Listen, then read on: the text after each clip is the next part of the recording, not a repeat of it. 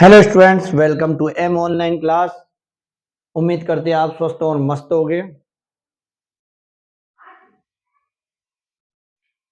स्वस्थ और मस्त रहने के लिए हमें जीवन में फालतू बातों से हमेशा दूर रहना पड़ता है। कौन हमारे बारे में क्या कह रहा, जब कोई हमें आगे तरक्की नहीं करवा सकता, कोई हमारा बुरे वक्त में साथ, हम ऐसे लोगों की परवाह क्यों करें। बिल्कुल अपना माइंड शार्प रखो। आपको फालतू लोगों से कोई मतलब नहीं, आपके जीवन में कोई काम ही ना वाला आपके अलावा। आप सक्सेसफुल हुए तो ही अपने लोगों की मदद कर पाओगे, नहीं तो लोग आपकी मदद करेंगे तो फिर मदद करने के टाइम लोग ताने देते हैं। ठीक है, इसलिए आराम से स्वस्थ और मस्त रहो और फालतू बातों की फिक्र मत करो। सारा फोकस अपने करियर पे रखो कि हमें करियर में कुछ बनना है। करियर के बारे में बहुत बातें हैं, बाकी अभी हम इस सवाल पे आते हैं।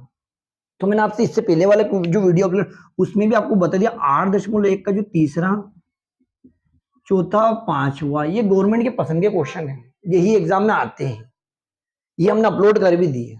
ये थोड़ा सा लेवल लेके आते हैं। इनमें आपको त्रिकोणमिति का स्थायी नॉलेज चाहिए कि लंब कभी ये होता है, कभी लंब ये होता है ना। ये दे दिया कि इस आकृति को देख के आपको ये चीज फाइंड करना है, कुछ भी नहीं बताया और डायग्राम दे दिया। ये ना, जब हम पी की बात कर रहे हैं, पी की बात कर रहे हैं, तो कर्ण तो नो डाउट ये कर्ण ही है, इसको कोई नहीं बदल सकता। बाकी लंब आधा, जब पी की बात करोगे तो लंब ये बनेगा। पी के लिए कौन लंब ये बनेगा। बाकी आर की जैसी बात करी, लंब ये हो जाएगा। यही इन क्वेश्चन का मेन पर्पस है, आपके दिमाग में बिठाना कि लंब किस एंगल के हिसाब से क्या होता है, या आधार किस एंगल के हिसाब से क्या होता है। यह सीधी सी बात है कि आप आर की बात कर रहे तो आर कोण बन रहा है, वो किससे बन रहा है, कर्ण और आधार, यानी कि ये कर्ण है ये आधार है, तो सामने वाला लंब खुद ही हो जाएगा। ये देखो ये कोण बन रहा, तो ये कर्ण है और ये आधार है। कर्ण तिरछा होता है, आधार और लंब हमेशा सीधे होते हैं। सीधे नहीं होगे तो समकोण त्रिभुज ही नहीं होगा, त्रिकोणमिति पढ़नी नहीं पड़ेगी, है ना। 100% बात है। तो देख लो सीधा कौन से, वो लंब और आधार हो गए, जो तिरछा है वो कर्ण, कर्ण तो वैसे ही पकड़ में आ जाएगा। आगे बढ़ते हैं हम। ठीक है, ये क्वेश्चन तो आपके बहुत इजी है, यही एग्जाम में आते हैं। अब इसकी तरफ आते हैं, कभी आ भी जाए तो क्या करोगे आप, कर लोगे आराम से, कोई दिक्कत नहीं। तो 100% बात है, कुछ भी चीज निकालने के लिए आपको तीनों वैल्यू होनी चाहिए। इन तीनों, इस भुजा का मान नहीं है तो लगाएंगे हम। सबसे पहले तो लिखो दिया है, दिया है, क्या दिया है, समकोण त्रिभुज पी क्यू आर में कोण क्यू को ठेकेदार बना दिया है कि 90 स्थायी आदमी है, सरपंच है गांव का। इस पे कोई आरोप प्रत्यारोप नहीं करेगा, जो करेंगे इन पे करेंगे, ये तो सरपंच साहब फैसला करते हैं, है ना। जिन पे कोई फर्क नहीं पड़ता। तो कोण क्यू तो आपका क्या हो गया, कोण क्यू स्थायी मेंबर हो गया 90। हम पी और आर की बात करेंगे, ठीक है। अब यहां आपको दे रखा पी क्यू बराबर 12 सेंटीमीटर और पी आर बराबर दे दिया 13 सेंटीमीटर। कैसे लिखेंगे कि समकोण त्रिभुज पी क्यू आर में पाइथागोरस प्रमेय से। ये क्वेश्चन बहुत टैलेंटेड बच्चों के लिए कर रहे हैं हम 10वीं में, जो वास्तव में जान लगाना चाहते हैं कि वास्तव में हमें कुछ करके बताना, उनके लिए। नॉर्मल बच्चों के लिए नहीं, उनको हम कभी परेशान करते ही नहीं। उनके लिए तो कितना रास्ता आसान कर दे वो सोचते रहते हैं कि 10वीं में अच्छे परसेंटेज, फिर छोटे मोटे जॉब में लग जाए, क्योंकि अभी इन्होंने ठाना नहीं है। जब चल रहा है कि कोई चीज सरल समझ में आ गई तो ठीक है, नहीं समझ में आई तो हमारे तो पास भी नहीं होना। ऐसे भी बच्चे हैं 10वीं में, ऐसा होगा तो ठीक, नहीं होगा तो कोई बात नहीं।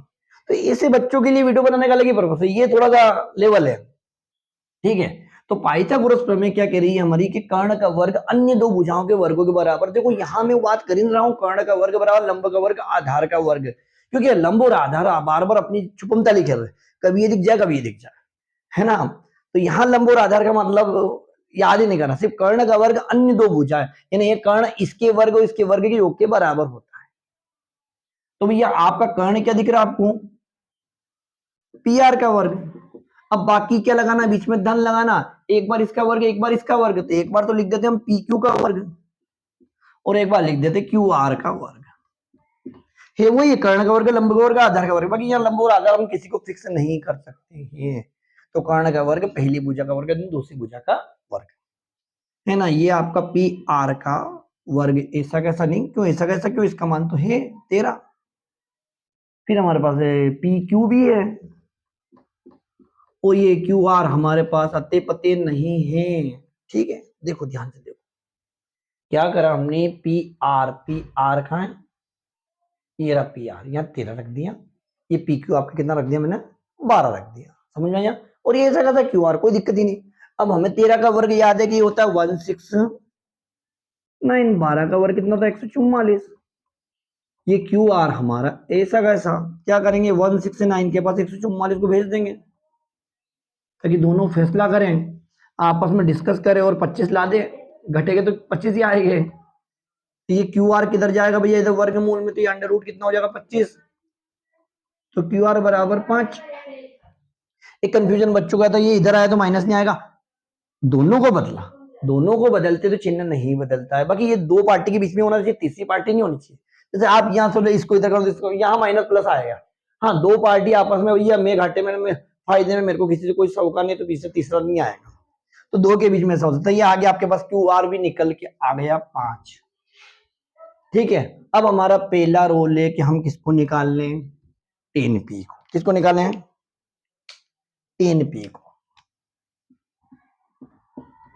10p क्या होता है, लंब बटे आधार। अब 10p यानी p कोण की बात है, p का ये कर्ण और ये आधार है, ये आधार है, ये आधार है, मतलब pq आधार है। pq आधार हो गया तो लंब खुद ब खुद क्या हो गया, qr। कितना हो गया, qr। r एक ही बात है, बस 12वीं में जाके जब सदिश पढ़ोगे, जब चेंज हो जाएगी, फिर pq को qr नहीं बोल सकेंगे, 10वीं में चले गए। ठीक है, तो ये आपका pq क्या है बेटा, pq अपने को चित्र में देख लेना है कि ये 12 है, और qr कितना है 5 है, कोई प्रॉब्लम। 10p लिया, p लिया, तो p के लिए हमारा ये आधार है, ये वाला लंब हो गया, करने की बात ही नहीं। ऐसे किसको निकालेंगे, कोट r को निकालेंगे।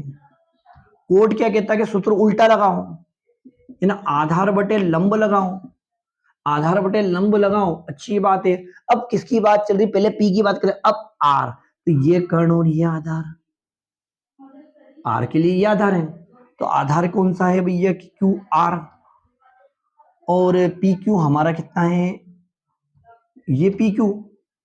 फिर से देखो भैया, सबसे मेन इसमें कंफ्यूजन यही आता है कि सर कभी तो लंब ये रख रहे हैं, कभी आधार ये लग रहे हैं। हम बात कर रहे थे पी की, तब ये आधार होगा, ठीक है, तो सामने वाला लंब हो जाएगा। जब हम आर की बात करेंगे तो ये आधार होगा, यानी इस कोण में जब अल्टा पल्टी करते हैं तो लंब आधार की जगह बैठ जाता है और आधार लंब की जगह बैठ जाता है। इसका एक खास मेन पर्पस है। ठीक है, ये मान तो यहाँ तो आपका ऐसे लग रहा है 12/5, वो क्या वही आ रहा है, क्योंकि कोण एंगल चेंज हो गए, लंब और आधार चेंज हो गए हैं, इसलिए सूत्र उल्टा रखने के बाद भी वैल्यू एक जैसी आती है। तब ये तो दोनों ज्ञात हो गए, तब हम ज्ञात करेंगे 10p माइनस कोट आर। तो 10p की वैल्यू भी आपकी आ गई 5/12, और इसकी वैल्यू 5/12 बराबर 0। ये आपका 0 वैल्यू आ गई। इससे आपको लंब और आधार का अच्छा नजर, मैं स्कूलों में कम कराता हूँ क्वेश्चन, क्योंकि जनरली क्या होता है कि उन 40 बच्चों में 20 बच्चे ऐसे बैठे कि अपने आप को आलिज बेला सब सही है, चलते जा रहे हो, वो जरा से घबराहट नहीं आनी चाहिए उनके अंदर। तो मैं इस तरह क्वेश्चन कराता हूँ, आते भी नहीं, बोर्ड बहुत कम देता है, आ जाए तब के लिए। ठीक है, तो जब वो धीरे धीरे, अभी छोटे हैं, अभी हिम्मत बढ़ा रहे, बाद में हिम्मत बढ़ जाएगी, वो भी होशियार हो जाएंगे। और ऐसे ऐसे लोग मैंने देखे जो बहुत है, हम कहते कि अरे ये स्टूडेंट क्या करेगा, वो जने क्या कर दिखाता है, बहुत आगे जाता है। और जो टैलेंटेड लोग रहते हैं वो अलग, मतलब आपको आपकी संगत, संगत सबसे मेन चीज है। संगत कैसे लोगों के साथ है वो आपको डिपेंड करती है, आप कितनी आगे जाओगे और कितनी पीछे रह जाओगे। तो देखा बेटा, इस तरीके से हमने ये पहले तो पाइथागोरस प्रमेय लगाया, उसके बाद 10p coat are. 10p coat are क्यों ज्ञात करें, क्योंकि इन पे ऊपर ही सवाल था, इसलिए इनको निकाला। और 10p के हिसाब से लंब और आधार अलग रहेंगे, और कोट के लिए लंब और आधार अलग रहेंगे। बाकी बाद में जाके दोनों की वैल्यू एक जैसी आ गई, दोनों को बीच में हमें क्या करना था, माइनस करना था। तो माइनस, कभी मान लो इसी सवाल में गुणा भी दे दे, भाग भी दे दे, सपोज करो ये हो गया। अगर इसी सवाल को आपको वो ऐसे देते तो आप कर लेते। सवाल का सिस्टम क्या होना चाहिए, एनसीईआरटी यही बता रही है कि आपको अगर वो 10p प्लस कोट आर कह दे तो आप ये 5/12, ये 5/12 तो 12 तो ऐसा का ऐसा 5 हो गया 10, तो भी आंसर आ जाए। आपसे वो कहते कि इनके बीच में गुणा करके बताओ, तो गुणा करना कोई बड़ी बात नहीं, ये हो जाएगा 25/144। ऐसे ही ये यूं भी कह सकते हैं भैया इसका इन दोनों में भाग कितना होगा, तो यहाँ देखो आप यहाँ भाग लगाओगे तो भाग में बताता हूँ आपको, भाग अलग चीज है, कभी नहीं होता है, गुणा ही होगा। कुछ नहीं, इसको ऐसा कैसा लिखना और इस भाग की जगह गुणा लगा के 12/5, इससे कैंसिल, यानी आंसर 1। एक बात ध्यान रखना, इस सवाल में उसका भरपूर उपयोग हुआ है। जब ये करते हैं तो 0 आता है, ये करते हैं तो 1 आता है। यहाँ पे इस तरीके से कट रहे इसलिए 1 आया, यहाँ इस तरीके से कट रहे इसलिए 0 आया। जोड़ और घटाओ में जब घटेगी संख्या घटेगी तो कितना का 0 आएगा, उसमें 1 आएगा। धीरे धीरे 12वीं तक बच्चों मालूम पड़ती है। तो बेटा आपको वीडियो पसंद आया होगा, वीडियो पसंद आया तो उसको लाइक और सब्सक्राइब कीजिए। जितना ज्यादा आप सब्सक्राइब करोगे हम उतने से अच्छे वीडियो बनाएंगे और अच्छे से अच्छे आपको सोचेंगे, मतलब आपको यहाँ देख के आपका काम चल जाए। हालांकि ये बहुत बड़ी बात है, देख के काम नहीं चलेगा, थोड़ा सा मेहनत आपको प्रैक्टिस करनी पड़ेगी, बाकी उसको जहां तक कोशिश होगी सरल सरल बनाने की कोशिश करेंगे। ठीक है बेटा, तो आप इसको अच्छे से प्रैक्टिस करना। ठीक है, डन, ओके।